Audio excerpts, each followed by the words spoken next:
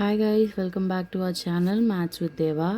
இன்னைக்கு time and ஒர்க்கோட lesson 2 பார்க்கலாம், efficiency. Already நம்ம சேனலில் டைம் அண்ட் ஒர்க்கோட இன்ட்ரொடக்ஷன் அப்லோட் பண்ணியிருக்கோம். அதை போய் செக் பண்ணிவிட்டு இதை பாருங்கள், யூஸ்ஃபுல்லாக இருக்கும். ஸோ இதில் மொத்தம் ஒரு 5 பாயிண்ட் இருக்குது எஃபிஷியன்சியில். மெயினாக நம்ம தெரிஞ்சிக்க வேண்டிய பாயிண்ட் இது. தெரிஞ்சாலே நம்ம ஈஸியாக எஃபிஷியன்சி சம்மந்தமாக இருக்கிற சம்ஸ் எல்லாமே சால்வ் பண்ணலாம். ஸோ வீடியோக்குள்ளே போகலாம். So first point, A is 2 times efficient than B அப்படின்னு சொல்கிறாங்க. ஸோ அப்படின்னா என்ன அர்த்தம்? ஏ பியை விட 2 மடங்கு எஃபிஷியண்ட்டாக, அதாவது ஃபாஸ்ட்டாக இருக்காங்களாம். ஸோ இப்போ நான் ஏ பி எடுத்துக்கிறேன். இப்போ நான் பி 50 டேஸில் ஒரு ஒர்க்கு கம்ப்ளீட் பண்ணுறாங்கன்னு வச்சுக்கோங்க. 50 நாளில் ஒரு ஒர்க்கை முடிக்கிறாங்க. ஃபார் எக்ஸாம்பிள், ஒரு வீடை பெயிண்ட் பண்ணுறதுக்கு 50 நாளில் பி முடிக்கிறாங்க. இப்போ ஏ எத்தனை நாளில் முடிப்பாங்க? 25 டேஸ். ஏன் நான் 25 டேஸ் சொல்கிறேன்னா, இங்கே கொடுத்துருக்காங்க பார்த்தீங்களா, 2 டைம்ஸ்ன்னு கொடுத்துருக்காங்க. ஸோ நான் இன்ட்டு 2 பண்ணால் எனக்கு என்ன கிடைக்குது? 50 டேஸ். பியோட ஒர்க்கிங் டேஸ் வந்துருச்சா? ஸோ ஏ 25 டேஸ் பண்ணால் பி அதை விட 2 மடங்கு டைம் எடுத்துப்பாங்க. அதுதான் இதோட அர்த்தம். ஸோ இப்போ இதை நான் எக்ஸ் டேர்ம்ஸில் சொல்லணுன்னா எப்படி சொல்லுவேன்?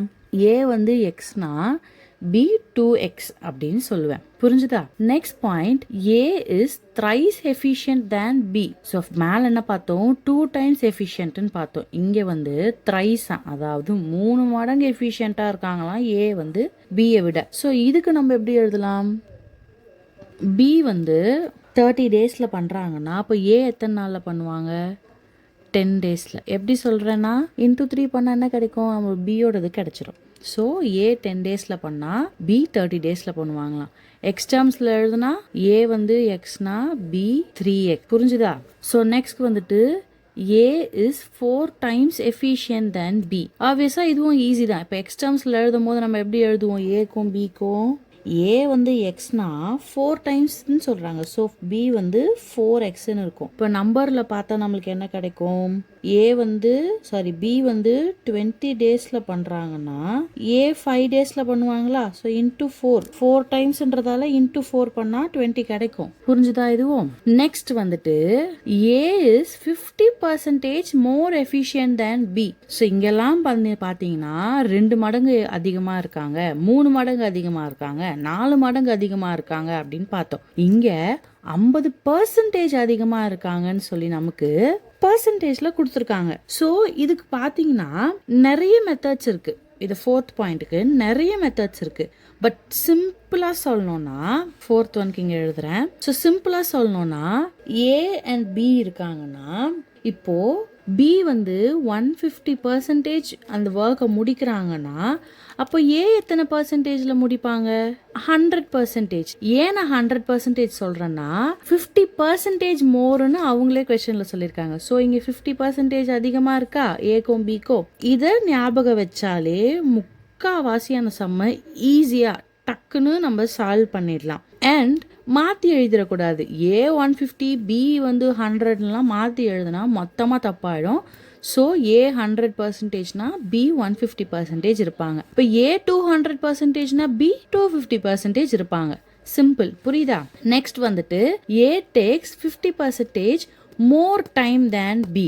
ஸோ இங்கே மேலே இருக்கிற எல்லா பாயிண்ட்டுமே எவ்வளோ எஃபிஷியண்ட்டாக அந்த ஒர்க்கை முடிக்கிறாங்க அப்படின்னு சொல்லியிருந்தாங்க. ஆனால் இங்கே நமக்கு டைமில் கொடுத்துருக்காங்க. ஸோ இதை நான் எப்படி எழுதுறேன்னு பார்க்கலாமா? ஏபி இப்போ ஏ எக்ஸ் டேஸில் முடிக்கிறாங்கன்னா பியும் எக்ஸ் டேஸில் தான் முடிப்பாங்க. கரெக்டா?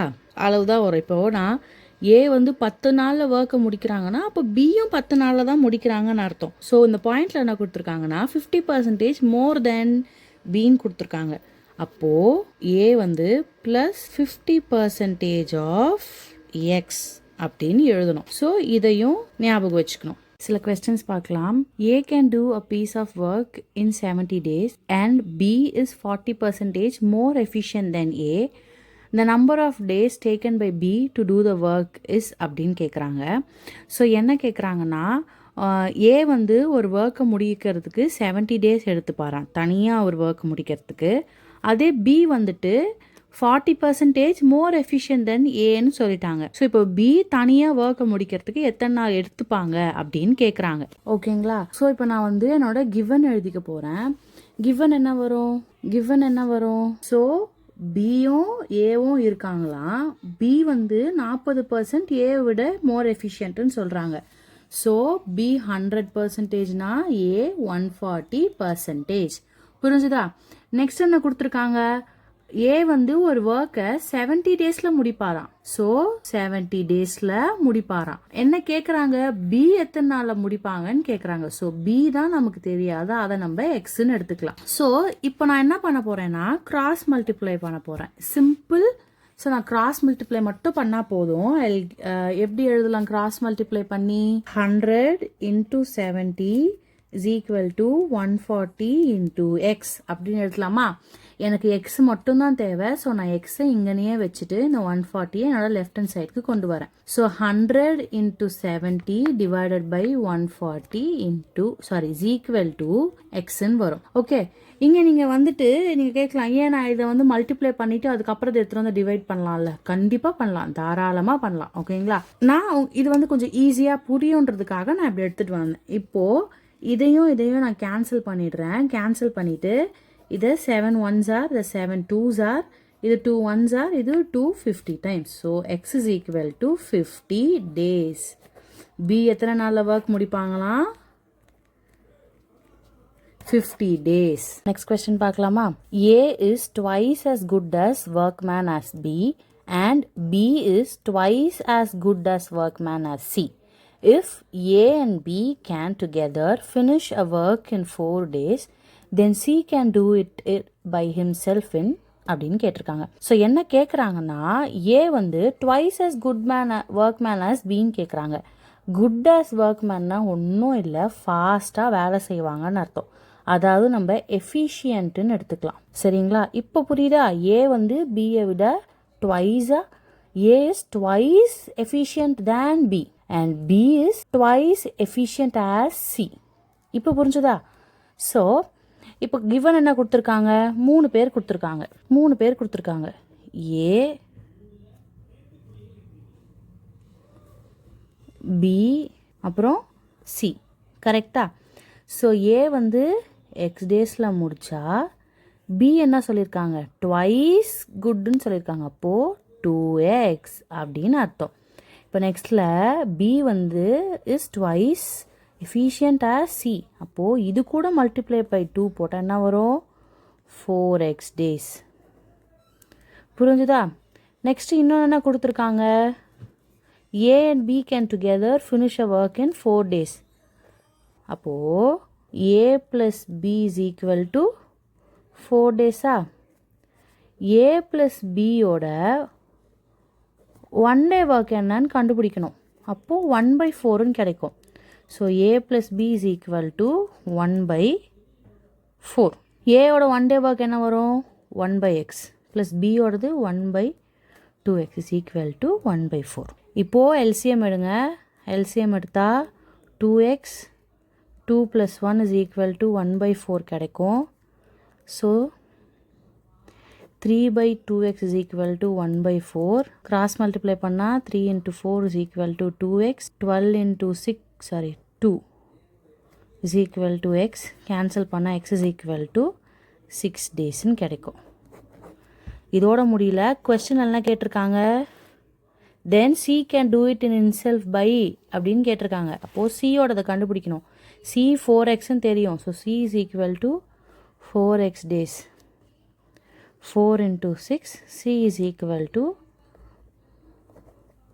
24 days. Next sum, A and B together can do a work in 12 days. B and C together do it in 15 days. If A's efficiency is twice that of C, then days required for B alone to finish work என்னன்னு கேட்குறாங்க. ஏவும் பியும் சேர்ந்து 12 நாளில் work பண்ணுறாங்களாம். பியும் சியும் சேர்ந்து 15 நாளில் work பண்ணுறாங்களாம். இப்போது ஏ வந்து ட்வைஸ் எஃபிஷியன்ட் தேட் ஆஃப் சினா பி மட்டும் தனியாக பண்ண அலோன் எத்தனை நாள் ஆகும்னு கேட்குறாங்க. ஸோ நான் ஃபர்ஸ்ட் கிவன் தான் எழுத போகிறேன். என்ன கொடுத்துருக்காங்க? ஏ ப்ளஸ் பி வந்து சேர்ந்து பண்ணால் 12 days. அப்போது 1 day ஒர்க் என்ன வரும்? 1/12ன்னு வரும். ஈக்குவேஷன் 1 எடுத்துக்கலாம். நெக்ஸ்ட் என்ன கொடுத்துருக்காங்க?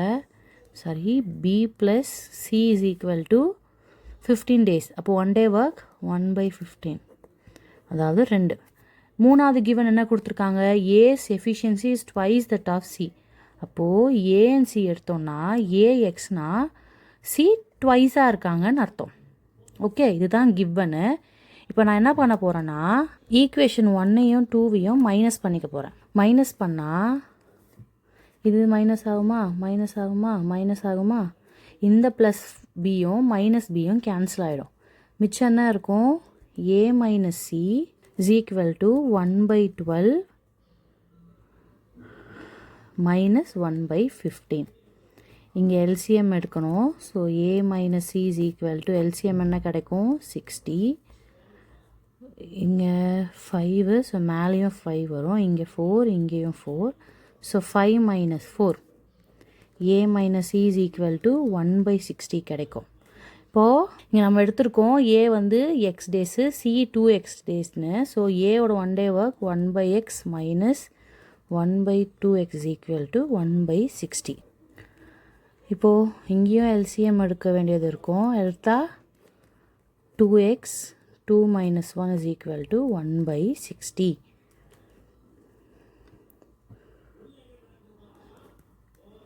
equals to 1/60.